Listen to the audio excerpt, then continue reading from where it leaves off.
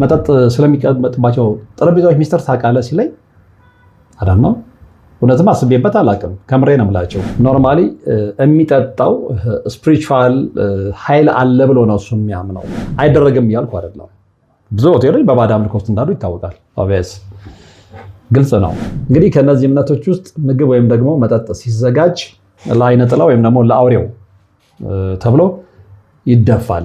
አንዱ ጋር እንደዚህ ጠጠር መጣያ የሌለበት ሆቴል እያለ ጎን ያለው ደግሞ ዝም ብሎ ዝንብ ብቻ እንትን የሚልበት ሆቴል አንዳንዴ አጥር እየለያቸው ማለት ነው። 17 ዓመት በሙሉ በጭራሮ ግድግዳ መቆም መስማት ለተዋህዶ ልጆች ልብ የሚሰብር ትልቅ ሐዘን ነውና እጃችሁን ዘርጉ ባልነው መሰረት አላሳፈራችሁንም። ፈጣን ምላሻችሁ የቅድስት ሥላሴን ቤት እንድንሰራ ያሰብነውን እንድንፈጽም ኃይልና ብርታት ሆኖን ይሄው መሰረቱን ጀምረናል። የረዳችሁንን ሁሉ እያመሰገን አትርሱን ያሉ አባቶችን ምርቃት አስቀድመን ጅምሩ ከፍጻሜ እንዲደርስ አሁንም አብራችሁን ሆኑ ስንል እንማጸናለን። አብረን እንደጀመርነው አብረን እንጨርሰዋለን። ድጋፋችሁ አይለየን። በድጋሚ በአባቶች ስም እናመሰግናለን። የአጋስተ ቅድስት ሥላሴ ቤተ ክርስቲያን አሰሪ ኮሚቴ።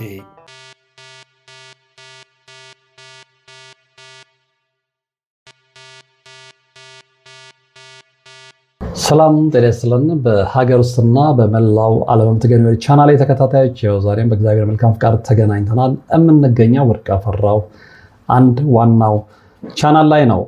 ትላንትና አንድ ስብሰባ ነበረኝ። ያው እንግዲህ ብዙዎቻችሁ የበረከቱን ተሳታፊ ስለሆናችሁ አንድ የምናሰራው ቤተክርስቲያን እንዳለ ታውቃላችሁ። ያው ማስታወቂያ ሁሌም ስለሚለቀቅ ማለት ነው። እና ከዛ ቤተክርስቲያን ስራ ጋር በተያዘ አንድ የኮሚቴ ስብሰባ ነበረኝ እና እዛ ቦታ ላይ ሆኜ አንድ ስልክ ተደወለ። በጣም በሚገርም ሁኔታ እና ልጁ እየቸኮለ ነው የሚያወራው። ፕሮግራሞችን እከታተላለሁ ምናምን አለ። አንድ ፍንጭ ሰጠኝ። ምንድን ነው አልኩት። ሁለት ነገሮችን ነገረኝ። አንደኛው ነው ተዋለሁ ለጊዜው፣ ምክንያቱም እኔ ብዙም እዛ ላይ ትኩረት ማድረግ ስለማልፈልግ። አንደኛው ግን ትኩረቴን ሳበው እና ምንድን ነው የሚለው ለመሆኑ ወርቅ አፈራው አለኝ። እሺ አልኩት።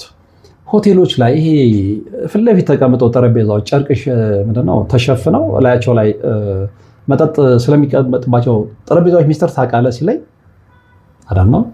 እውነትም አስቤበት አላውቅም። ከምሬ ነው የምላቸው። እና እኔ እንጃ እንግዲህ ወይ ለድምቀቱ ለቤቱ ድምቀት እኔ እንደዛ ነው የማስበው። እኔ ያን ያህል ትኩረት አድርጌ ተከታትየው ስለማለቅ እንዴ ነው አልችልም አልኩት እና እሱ የሚያምንበትን ነገር ነገረኝ።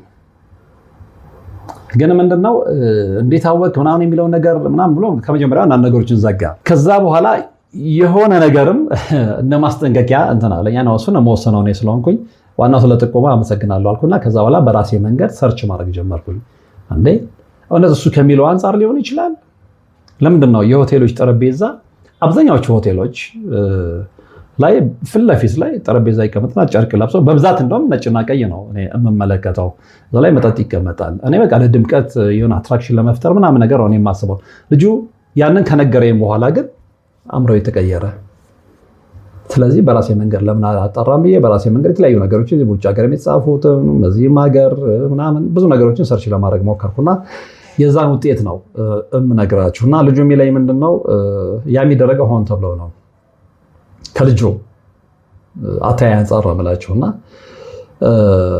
ያ የሚደረገው ምንድነው እዛ ቦታ ላይ የሚቀመጠውን መጠጥ ኖርማሊ የሚጠጣው ስፒሪቹዋል ኃይል አለ ብሎ ነው እሱ የሚያምነው።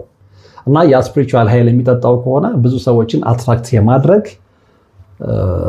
ቴንደንሲ ወይም ደግሞ ዝንባሌ አለው የሚል ነገርና ያ ዝም ብሎ አይደለም። እሱ ቀጥታ ከአምልኮ ጋር ነው ያያያዘው። ግን ሪሊ ነው ወይ ብዬ እኔ የተለያዩ ነገሮችን ሰርች ለማድረግ ሞከርኩኝ። እሱን ነው እምነግራቸው።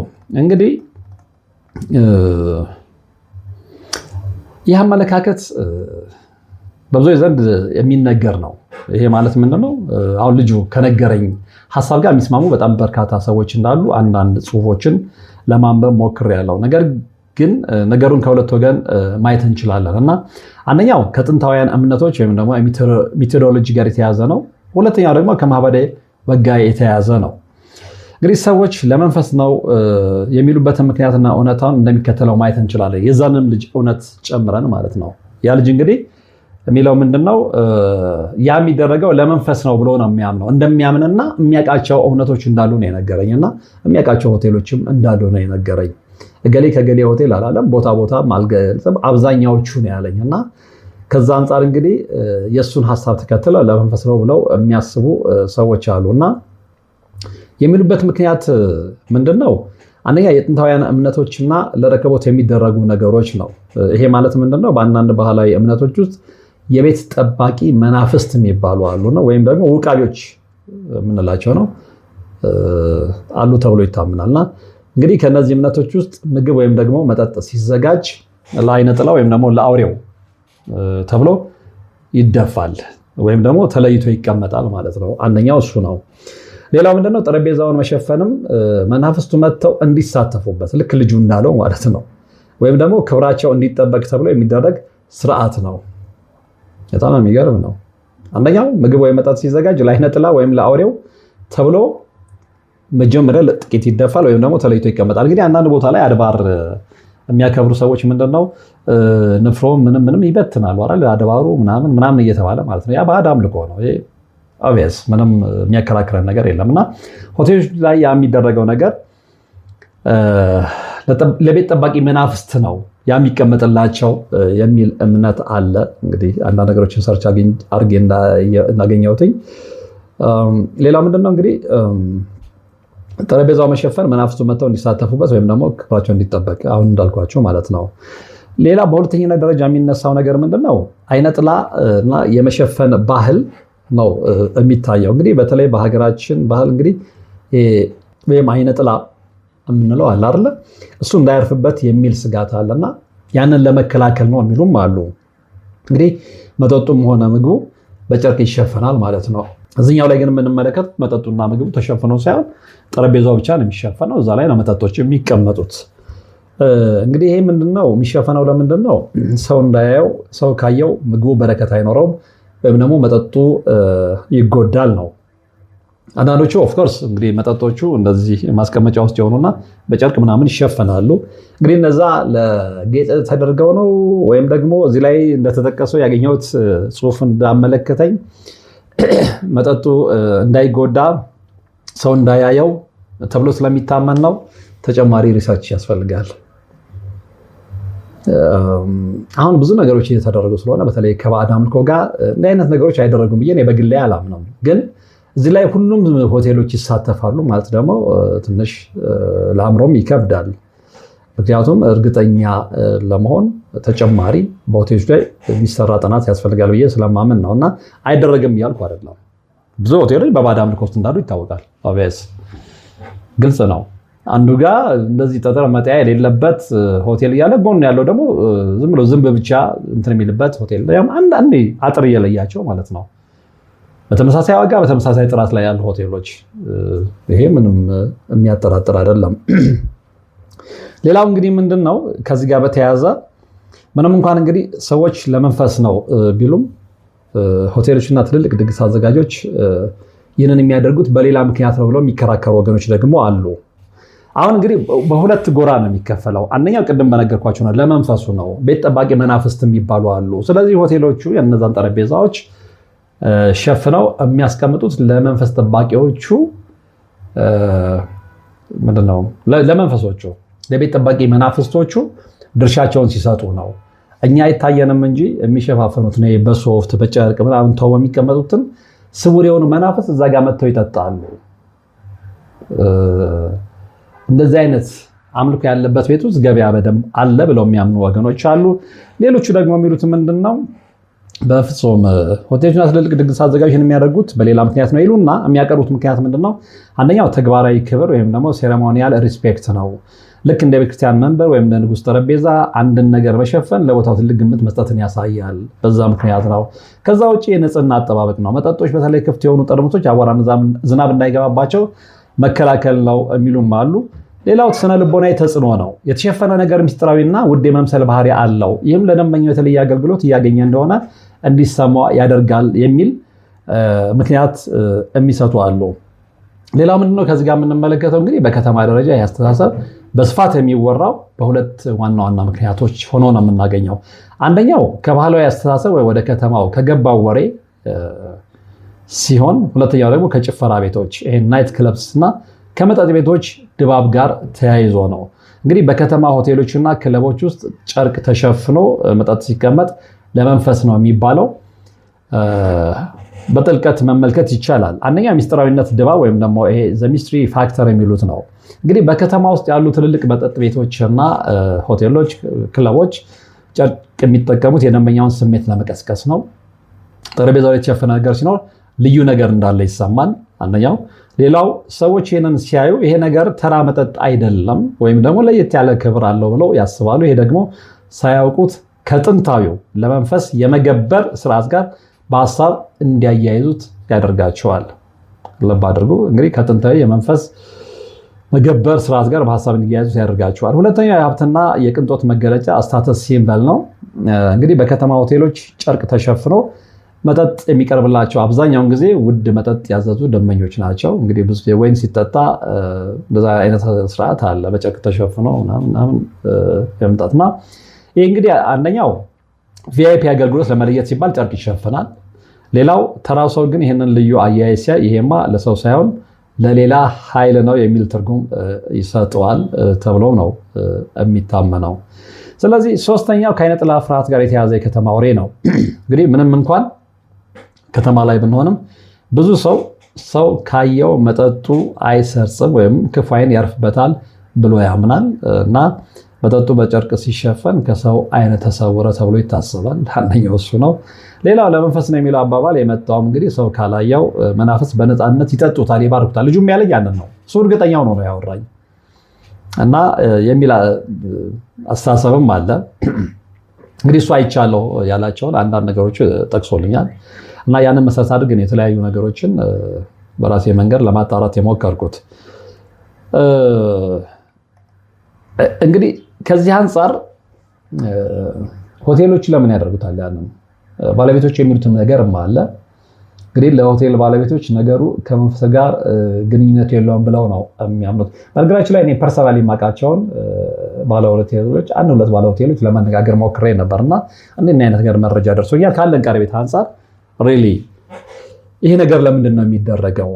ለነገሩ ማንኛውም ሰው የፈለገ የምትቀርቡት ቢሆን ባለሆቴል አዎ ለመንፈስ ነው የሚያደርገው ወይም ደግሞ ሴጣን መጥቶ በስውር እንዲጠጣልኝ ነው ብሎ አይነግራቸውም፣ እውነትም እንኳን ቢኖር ማለት ነው። ነገር ግን የራሴ ነው የሚለውን መልስ ሊነግራችሁ ይችላል። ያንን ነው የምነግራቸው።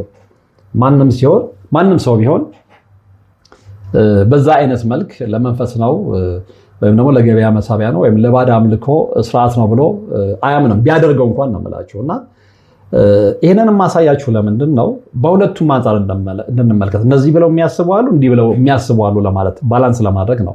ያንተ እምነት ምንድን ነው የምትሉኝ ከሆነ ግን በስነስርዓት ነግደው የሚያተርፉ ባለሆቴሎች አሉ። በተቃራኒው ደግሞ በባዕድ አምልኮ ሀብታም የሆኑ ሆቴሎች አሉ። ይህንን መካድ አይቻልም። እንዳጠቃላይ ግን ከተነሳንበት ርዕስ አንጻር እንዴት ይታያል የሚለውን ነው የምነግራቸው። ከመናፍስትም ጋር እንደሚያዝ በጣም አጥብቀው የሚከራከሩ እንዳሉ እየነገርኳቸው ነው። የዛን ያህል ደግሞ ያንን የሚቃወሙ አሉ። ዞሮ ባለቤቶቹ የሚሉትን ደግሞ ልንገራቸው። አንደኛ ፕሮቶኮል ነው የሚሉ አሉ። ይህ ምንድነው? በትልልቅ ሆቴሎች መጠጥ ባዶ ጠረጴዛ ላይ አይቀመጥም። ጨርቁ ንጽህናና ደረጃ ወይም ስታንዳርድን ያሳያል ነው።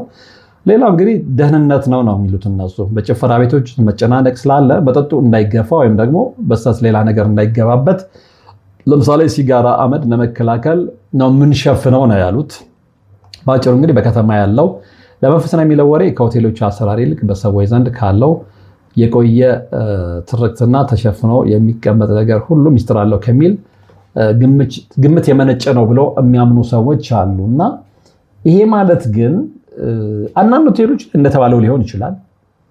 የዛን ያህል ደግሞ በባዕድ አምልኮ፣ ምክንያቱም ከባዕድ አምልኮ ጋር እንግዲህ በተያያዘ ብዙ ታሪኮች ይደርሱኛል፣ ብዙም ፕሮግራሞች ሰርቻለሁ። ስለዚህ ከዛ አንጻር ሁሉንም ሆቴሎች ባይመለከትም እንግዲህ ለምሳሌ መዲናችን ውስጥ 1000 ሆቴሎች አሉ። ይሄ ለምሳሌ ነው። በነገራችን ላይ 1000 ሆቴሎች አሉ ቢባል 1000 ሆቴሎችም በእንደዛ አይነት አምልኮ ውስጥ አሉ ብዬ በግሌ አላምነው።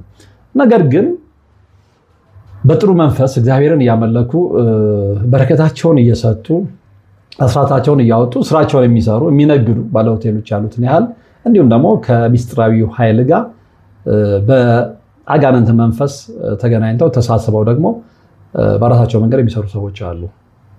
ስለዚህ ሁለቱም ያለ ነገር ነው ልላችሁ ፈልጌ ነው። ግን ወደ ዋናው ተነሳንበት ነገር ስንመጣ ግን እንግዲህ እንዳታይ ነው። በፍጹም ያ የሚደረገው ለባዕድ አምልኮ ነው። ጠረጴዛ ላይ ጨርቅ የሚሸፈነው እናንተ የሚቀመጠው ልክ ልጁ እንዳለው መጀመሪያ መረጃውን ያደረሰ ልጅ እንዳለው ለባዕድ አምልኮ ነው፣ መንፈስ እንዲጠጣው ነው ብለው ሽንጣቸውን ገትረው የሚከራከሩ ያሉትን ያህል አይደለም።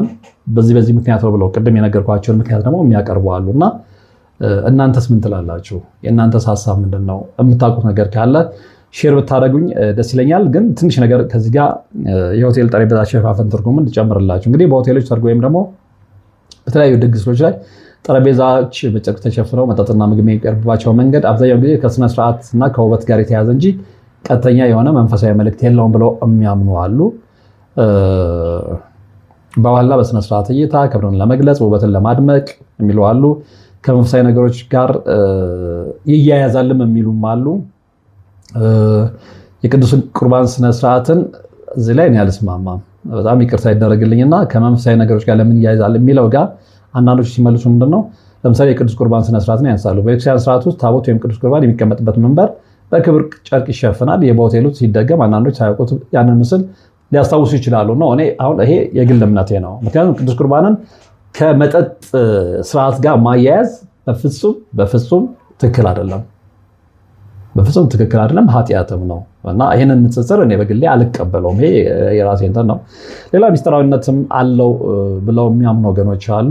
እንግዲህ አንዳንድ ጊዜ መጠጦች በተለይ አልኮል ያላቸው በጨርቅ ተሸፍነው ሲቀመጡ የተከለከለ ወይ ሚስጥራዊ ነገር የማድረግ ስሜት ሊሰጥ ይችላል ነው። አንዳንዶች ደግሞ ተደብቀው እንዲጠጡ የሚያደርጋቸው አሉ። ለምሳሌ እምነታቸው የማይፈቅድ ከሆነ ያንን ሸፍነው ሲጠጡ ለስላሳ ይጠጣ ላታውቁ ትችላላችሁ እና እነዛም አብረው መታየት አለባቸው። አንዳንዶቹ እንግዲህ ተግባራዊ ጥቅም ወይም የፕራክቲሊቲው ላይም ስንመጣም ያረጁ የተቧጨሩ ጠረጴዛዎችን ለመደበቅ ነው የሚሉ አሉ። ብርጭቆች ጠረጴዛዎች ሲቀመጡ የሚፈጥሩትን ድምፅ ለመቀነስ ነው የሚሉ አሉ። የፈሰሰ ነገር ቢኖር ጠረጴዛው እንዳይበላሽና በቀላሉ ለማጽዳት እንዲመች ነው ብለው ምክንያት የሚሰጡ አሉ እና እነዚህን ሁሉ ነገሮች ግን ይዘን ራሳችን ኮንክሉዥን ላይ ነው የምንደርሰው። ለዚህም ነው ለመንፈስ ነው፣ መንፈስ እንዲጠጣ ነው። ቤት ውስጥ ቤት ጠባቂ መናፍስት አሉ። ቅድሚያ ሰው ከመጠጣቱ በፊት የሚዘጋጀው ለነሱ ነው። እነሱ ከጠጡ በኋላ ነው ሰው ጠጪው ከመጣ በኋላ ያ ቤት ገበያ የሚኖረው ብለው የሚያምኑ አሉ። የእናንተ ኮንክሉዥን ወይም ደግሞ የእናንተ ድምዳሜ የእናንተ አመለካከት ምንድነው? በሀሳብ መስጫው ሳጥን ውስጥ አስቀምጡልኝ እና ልጁ እንግዲህ ያጫረብኝ ነገር በጣም ስላስገረመኝ ነው የተወሰኑ ነገሮችን ሪሰርች አድርጌ ወደ እናንተን ለማቅረብ የሞከርኩት። በዚህ ላይ የምታውቁት እውነት ያለ ሰዎች በቅርብ የምታውቁትን ነገር ብታካፍሉ መልሼ ወደ እናንተ ማቅረብ ይሆናል። እንግዲህ መርሃ ግብራችን የተከታተላችሁት ነበረ። በቀጣይ በሌላ መርሃ ግብር እንገናኛለን። አብራችሁን ስለነበራችሁ ወደፊትም አብራችሁን ስለምትሆኑ ከልብ አመሰግናለሁ። ሰላም። 17 ዓመት በሙሉ በጭራሮ ግድግዳ መቆም መስማት ለተዋህዶ ልጆች ልብ የሚሰብር ትልቅ ሐዘን ነውና እጃችሁን ዘርጉ ባልነው መሰረት አላሳፈራችሁንም። ፈጣን ምላሻችሁ የቅድስት ሥላሴን ቤት እንድንሰራ ያሰብነውን እንድንፈጽም ኃይልና ብርታት ሆኖን ይሄው መሰረቱን ጀምረናል። የረዳችሁንን ሁሉ እያመሰገን አትርሱን ያሉ አባቶችን ምርቃት አስቀድመን ጅምሩ ከፍጻሜ እንዲደርስ አሁንም አብራችሁን ሆኑ ስንል እንማጸናለን። አብረን እንደጀመርነው አብረን እንጨርሰዋለን። ድጋፋችሁ አይለየን። በድጋሚ በአባቶች ስም እናመሰግናለን። የአጋስተ ቅድስት ሥላሴ ቤተ ክርስቲያን አሰሪ ኮሚቴ